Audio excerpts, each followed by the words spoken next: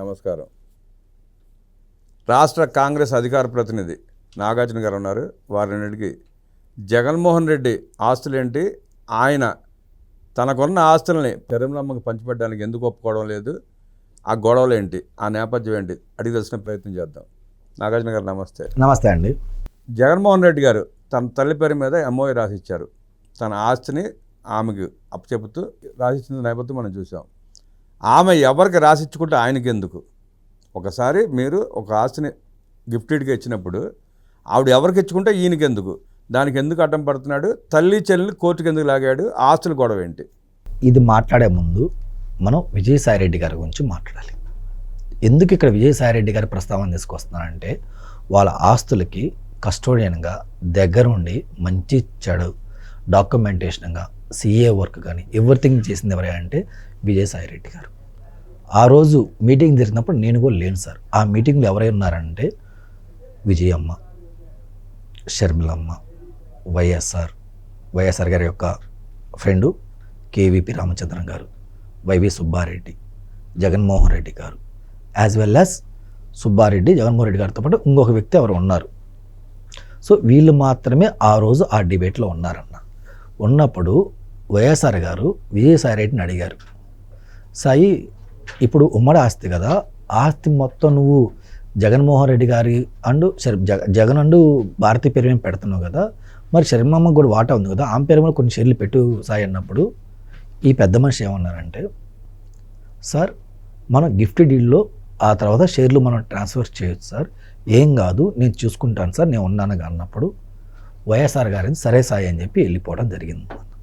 ఇది సాక్షాత్తు విజయసాయిరెడ్డి బయటకు వచ్చిన తర్వాత మా షర్మిలమ్మను కలిసినప్పుడు ఏంటని ప్రస్తావన మొత్తం డిబేట్ డిస్కషన్ వచ్చింది సార్. అలాగే విజయమ్మ గారు కూడా బయట పెట్టారు, కేవీపీ గారు కూడా బయట పెట్టారు. ఇంకెవరు మాట్లాడలేదంటే జగన్మోహన్ రెడ్డి, వైవి సుబ్బారెడ్డి వీళ్ళిద్దరు మాత్రమే మాట్లాడలేదు సార్. అంటే ఆల్మోస్ట్ అందరూ మాట్లాడారు కదా. అసలు ఏం జరిగింది ఏంటని ఆ రోజు వైఎస్ఆర్ గారు విజయసాయిరెడ్డిని నమ్మాడు సార్.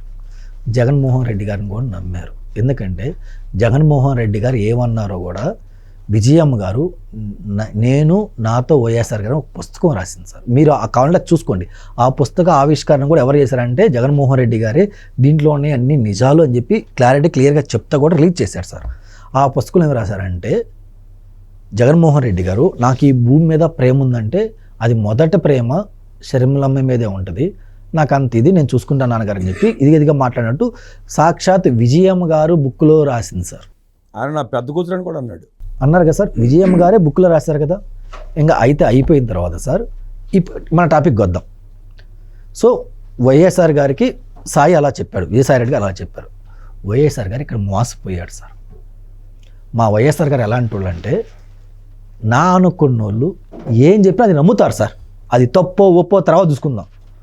నాతో పాటు ఉన్నోళ్ళు నన్ను వెన్నుపోటు పొడవరు కదా, నాతో పాటు ఉన్నారు, నా కోసం నా బిడ్డల కోసం మంచిగా చేస్తారు కదా, నా కోసం బతుకుతున్నారు కదా, మనం ఎందుకు నమ్మకూడదు అనే ఒక డైనమాలో పిచ్చోడు ఏం చేశాడు, విజయసాయిరెడ్డి చెప్పింది ఓహో మన సాయి ఎప్పుడు మన నాన్నగారి నుంచి నాతో పాటు ట్రావెల్ చేస్తున్నారు కదా, అది చెప్పింది నిజమని కానీ మా వైఎస్ఆర్ గారు నిజమని చెప్పి నమ్మి అక్కడి నుంచి వెళ్ళిపోవడం జరిగింది.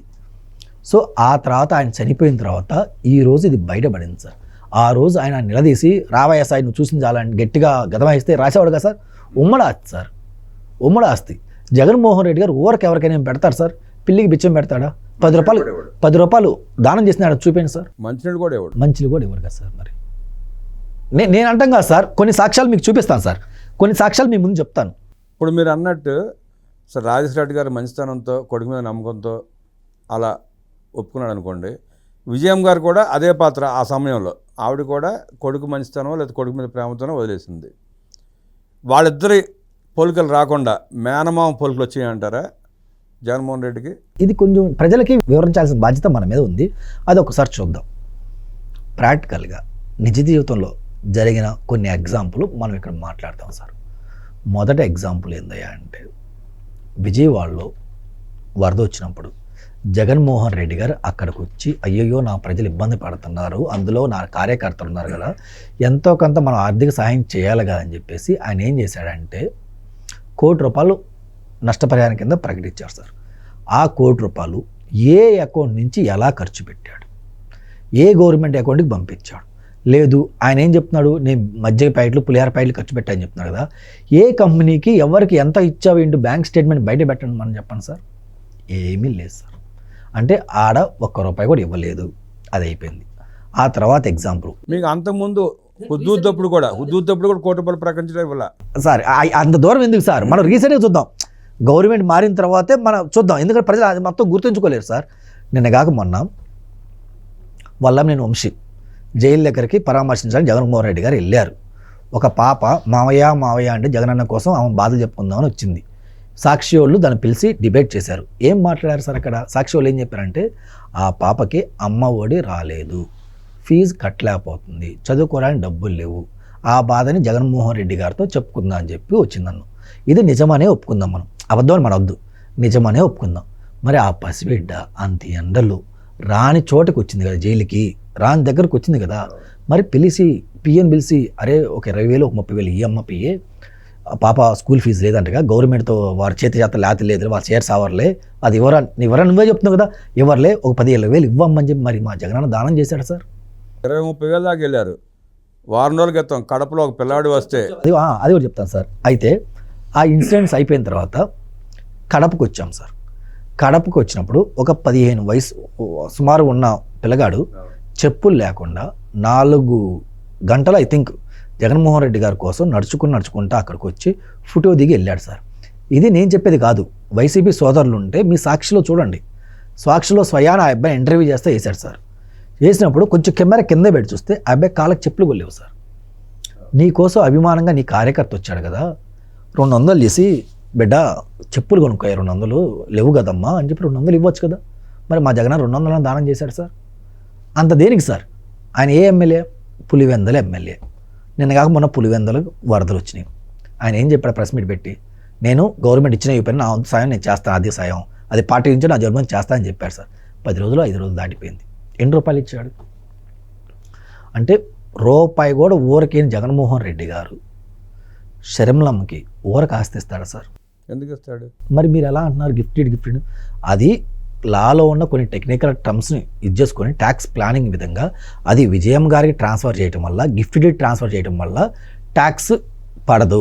ఆ తర్వాత అంటే ఫ్యామిలీ రిలేషన్తో మళ్ళీ వాళ్ళ మదర్ కూతురు ట్రాన్స్ఫర్ చేసినా మళ్ళీ ట్యాక్స్ పడదు. ఆ విధంగా ట్యాక్స్ ప్లానింగ్లో వీళ్ళు ఇలా ట్రాన్స్ఫర్ పెట్టుకున్నారు సార్. అందులో వాస్తవానికి కూడా ఆయనకున్న మనవలకి మనవరాలకి మొత్తాన్ని కలిపి 20% అలా వాటాలు పంచుకుంటూ ఉంచారు. అది రాజశేఖర రెడ్డి గారు స్వయంగా చెప్పారు. అంటే జగన్మోహన్ రెడ్డి బిడ్డలు ఉన్నారు, షర్మిలమ్మ గారికి 2 బిడ్డలు ఉన్నారు. మొత్తం చూస్తే 20 చూసుకుంటే 50% వాటా ఉంది సార్. ఆయనకు ఉన్న 50 ఆస్తి 4 వాటాలు. కానీ ఆ ఎంఓయూలో 50-50 షేర్ రాశారా, 60-40 షేర్ రాశారా? 60% 40% రాశాడు. 60% ఎవరికి? జగన్మోహన్ రెడ్డి గారికి. 40% ఎవరికి? షర్మిల. అంటే ఇక్కడ షర్మిలమ్మ తనకొచ్చే వాటా ఏదైతే 10% ఉందో ఆ 10% జగన్మోహన్ రెడ్డి గారికి ఇచ్చింది కదా. అంటే ఎవరు గొప్ప సార్ ఇక్కడ? ఎవరు గొప్ప? షర్మిలమ్మ గొప్ప. ఏమనుకోయించింది? సరే ఆ 10% నా బిడ్డలే కదా, నా మేనగోళ్ళలే కదా, తింటే ఏముందిలే అని చెప్పించింది కదా. అంటే ఆ వాటా కూడా వదులుకుంది షర్మిలమ్మ. కానీ ఈ వైఎస్ఆర్సీపీ నాయకులు ఎలా ప్రొజెక్ట్ చేస్తున్నారు సార్? ఎలా ప్రొజెక్ట్ చేస్తున్నారు? ఏదో జగన్మోహన్ రెడ్డి గారు ఆయన ఆస్తి, ఆయన ఏదో ఊరక దానదత్తం చేసినట్టు రాస్తా అని చెప్పి వీళ్ళు ప్రొజెక్ట్ చేస్తున్నారు. అంటే చూడండి ఎవరు ఆస్తి ఎవరు ఎలా ఇస్తున్నారు ఏంటి, కానీ వీళ్ళు ఎలా చూపించే విధానం చూడండి. కాంగ్రెస్ పార్టీకి కానీ షర్మిలమ్మ కానీ మీడియా సపోర్ట్ లేదు కాబట్టి మేము బయటకు చెప్పుకోలేకపోతున్నాం, మా వాయిస్ బలంగా వినిపించలేకపోతున్నాం సార్. వైసీపీ అంటే వాళ్ళ దగ్గర 1,000 కోట్ల ఆస్తి ఉంది, వాడికి మీడియా పవర్ ఉంది, యూట్యూబ్ ఛానల్స్ ఉన్నాయి, అన్నీ ఉన్నాయి కాబట్టి వాళ్ళు చెప్పింది ఈరోజు నిజమవుతుంది. మీ బోటోలు ఎవరో పిలిచి మమ్మల్ని ఇంటర్వ్యూ ఇవ్వమని అడిగితే మేము ఇంటర్వ్యూలో ఇలాంటి బయట పెడుతుంది తప్పించి జనానికి నిజమేడ తెలుస్తుంది సార్. ఇప్పుడు యలహంక ఉన్న ప్యాలెస్ కూడా షర్మిలమ్మదేనని, దాన్ని ఆక్రమించుకుని జగన్మోహన్ రెడ్డి ఉన్నాడని చెప్పి వస్తున్న వార్తలు నిజమేనంటారా? ఇప్పటికీ ఆ ప్యాలెస్ కూడా షర్మిలమ్మకే చెందాలి, అది ఎంఓయూలో కూడా రాశారు.